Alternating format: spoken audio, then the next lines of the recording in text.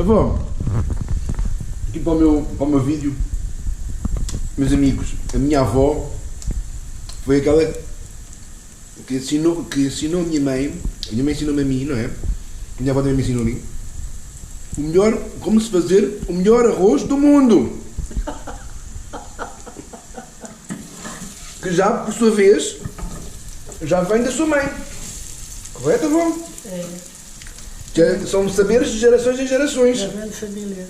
Já é de família. Primeiro faz aqui um refogado, amigos. É um refogado. Não, primeiro é cebola. Cebola picada. Cebola picada, um bocadinho De azeite. ou com azeite, alho e Azeite, olha.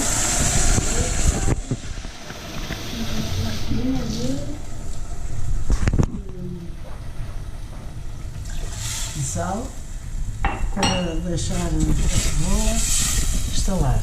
Depois põe-se o arroz, mexe o arroz junto com a cebola e o refogado. E depois, olha, faz o que eu estou a fazer. Depois, quando vejo que o arroz está envolvidinho no refogado, ponho Água. a água. Diga como é que disse de água? Isso são quantas medidas de água, quantas canecas de água e quantas de arroz? Uma caneca de arroz se põe, são 2 canecas e meia de água. Amigos, aprendam! As pessoas, o saber não duram para sempre. Até já.